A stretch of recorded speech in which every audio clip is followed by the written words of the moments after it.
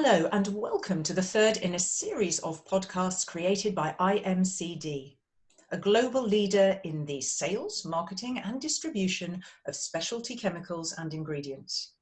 In 2020, IMCD celebrated its 25th anniversary. It started small in 1995 and has steadily grown into the major global player that it is today in a consolidated industry.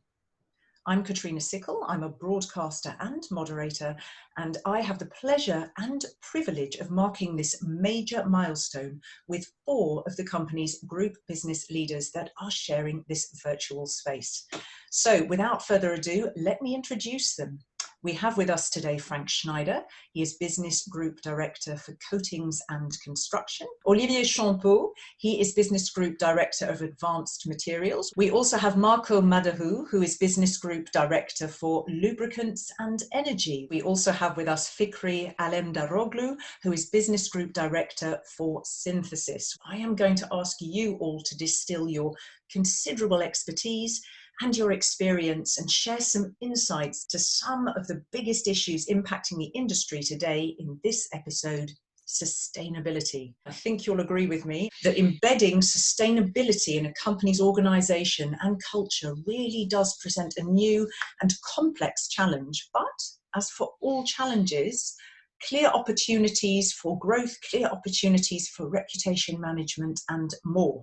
So let's explore all of that. Let's explore how your entrepreneurial spirit is enabling wider access for market solutions across the value chain. So I think let's hone in on the future and say what's different for 2021 and what's driving that change.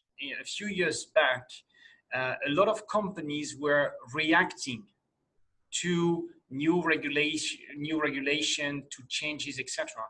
The difference we see now is a lot of companies are, I would say, proactively embracing sustainability, not as a constraint, but much more as a source of opportunity. It has grown in the last few years, coming from the consumer requirements. Initially, I think there was a lot about regulation, about external factors coming in.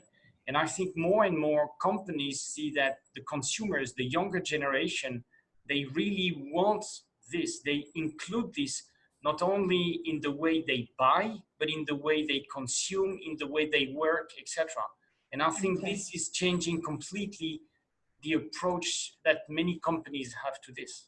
I agree. I mean, it's probably recent. I would say that in the last couple of years, we did see a big push on that.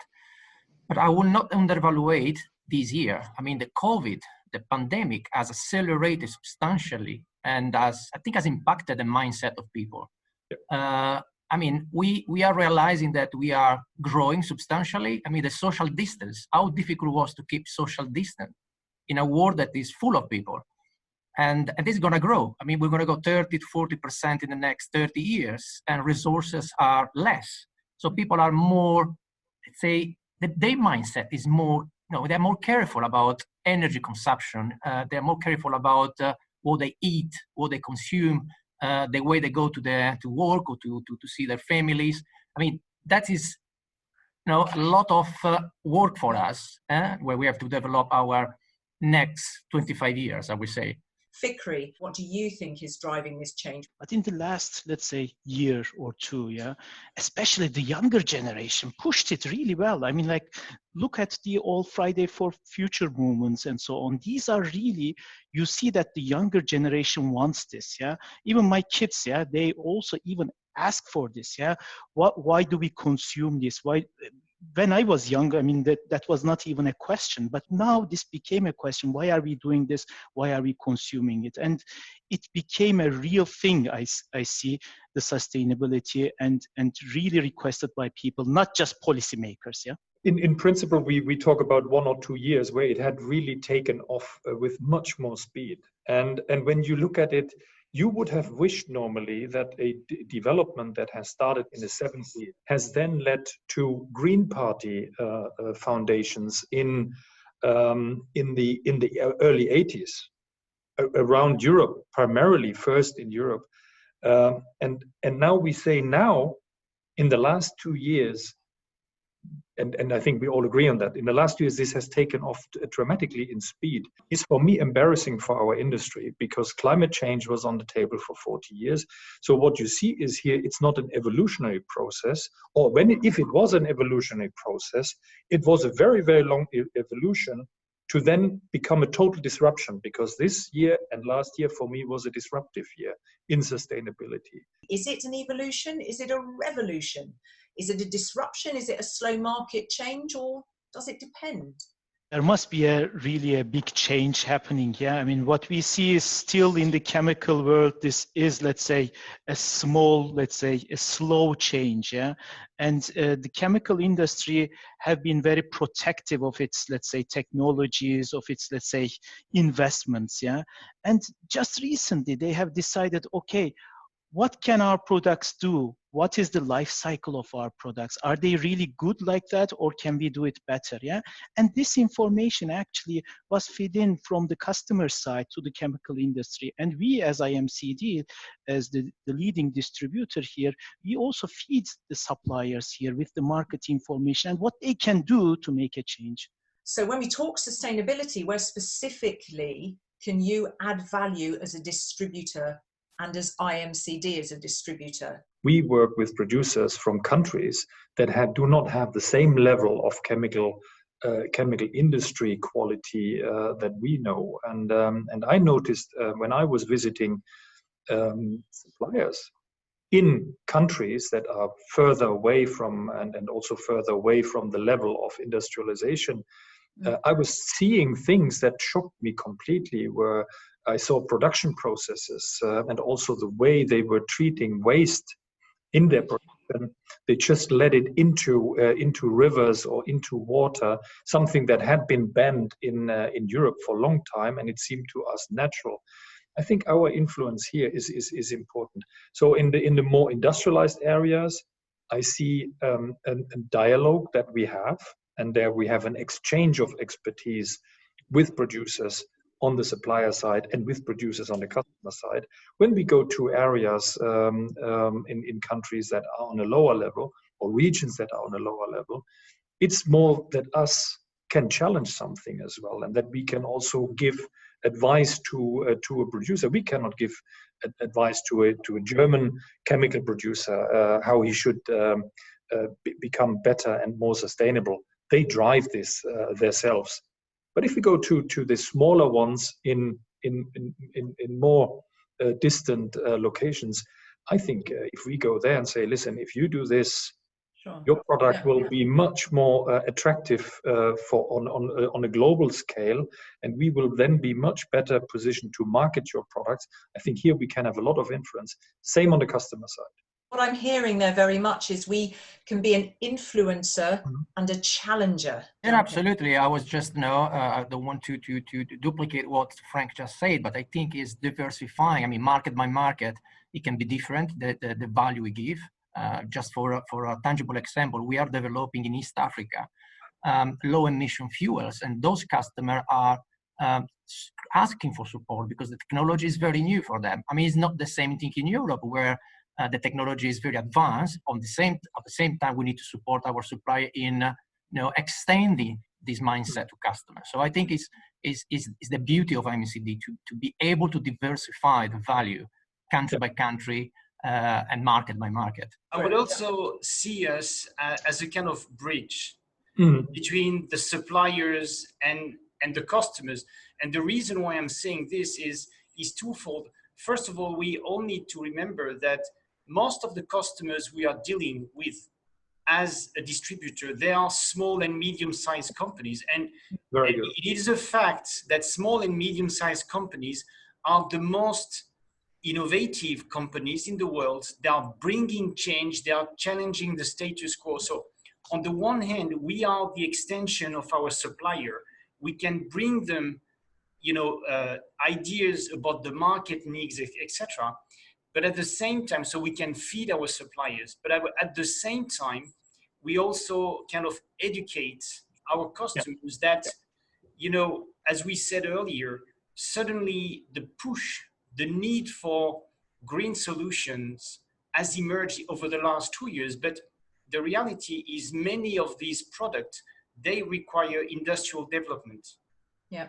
Yeah, and It requires a lot of time. So that's why this idea of sustainability as a transition, as a journey, is extremely important. And we have a role to play on both sides in this respect. Fikri, you want to jump in there? I want to add something here. There are also some ideas. They want a disruptive change. Yeah, from one day to another, let's delete all the petrochemicals and let's replace them by, plant-based renewables. Surely, where it makes sense, yes, we are moving, or we as IMCD also promoting the solution of, let's say, based on renewable products. But one has to also see the whole life cycle of a product. Yeah, yes, during the production of a petrochemical, you will generate CO2, but how much CO2 you will save finally? That's also the life cycle analysis that we do, and we also promote this to our customers. A plant-based material does not mean that it is sustainable, because it can also negatively affect a food chain. We need to be very, very careful here. Yeah. Perfect. And we need to not just go into these hypes. Yeah. We need to have a trade-off, a balanced approach here. For example, we do market raw materials for foam making, in IMCD. Yeah. These chemicals, yes, they are based on petrochemicals, but these foams finally are light in weight, they are good for automotive applications, and they also isolate very well. And finally, they save energy, they save heating energy that we use at our homes or in the industry. So finally, our supplier made an analysis and said, yes, we do produce 1 unit of carbon dioxide, but finally we save 3 units of carbon dioxide.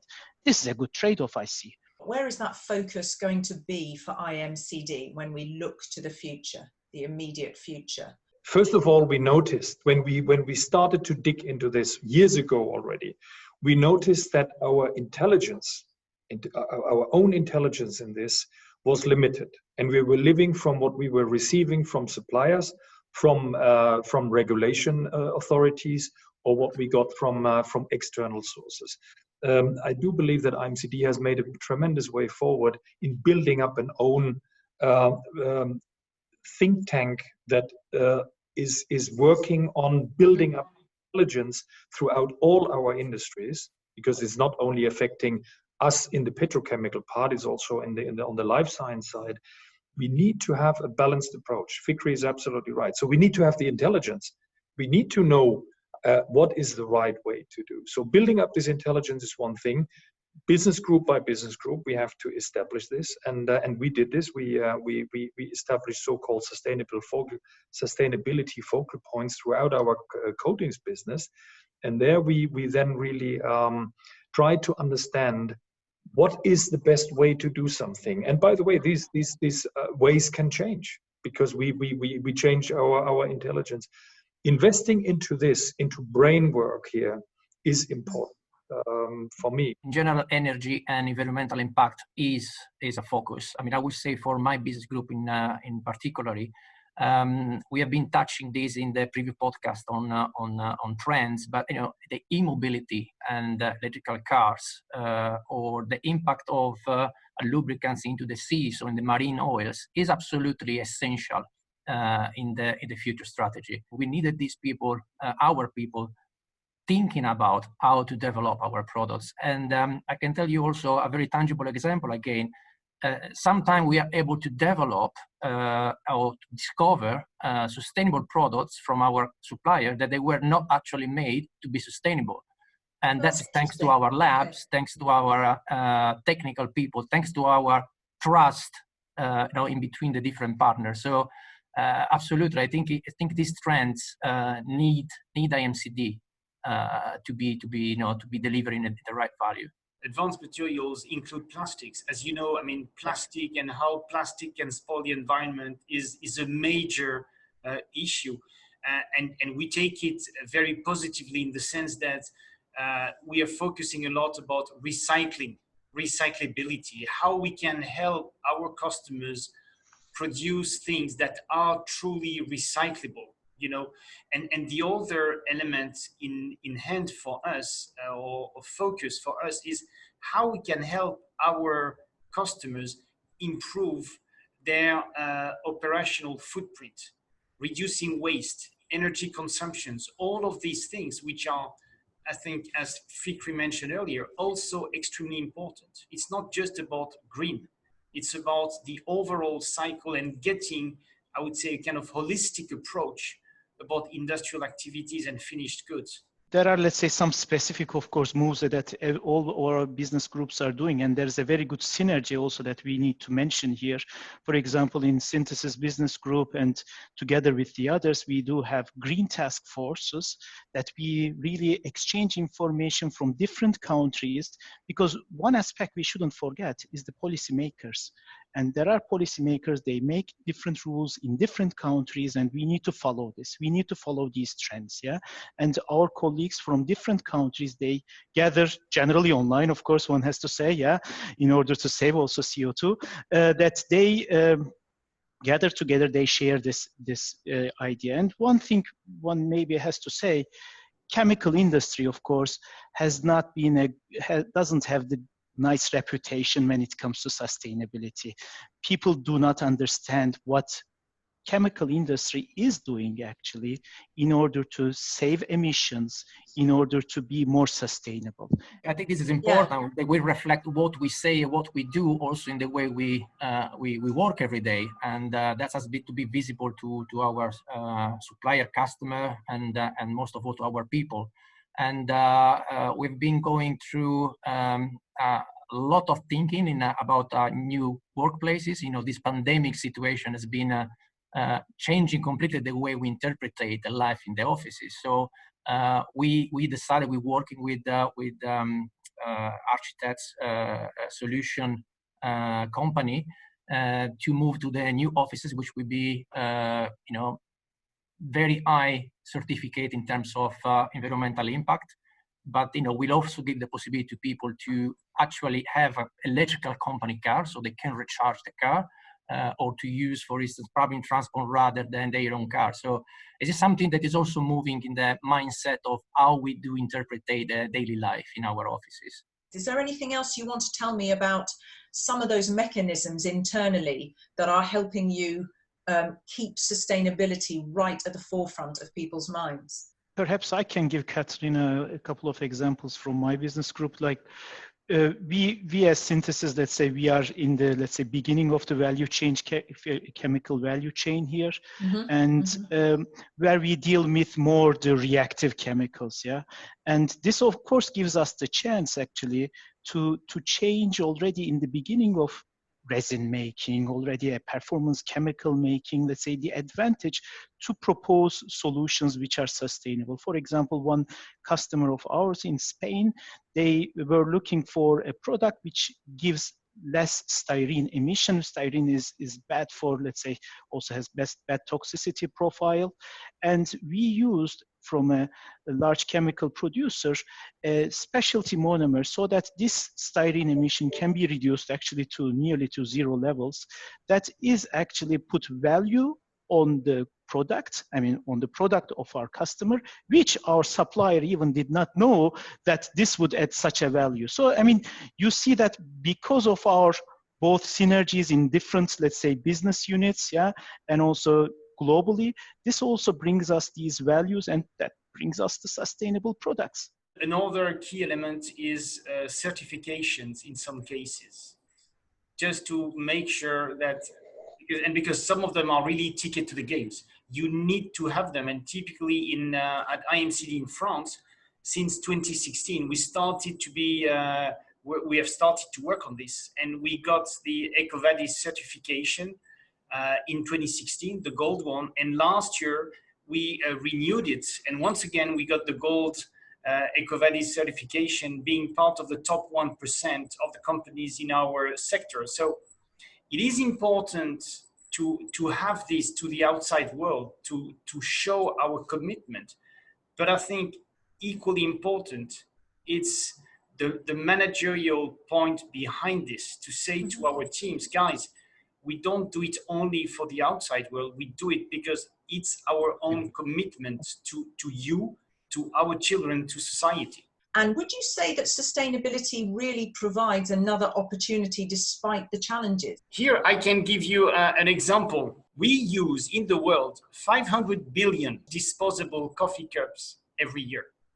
And the paradox here is that many people think, well, because it's in paper, it's made of paper, it's recyclable. Well, this is in fact not true, because to make it work, you need to coat inside plastic polyethylene.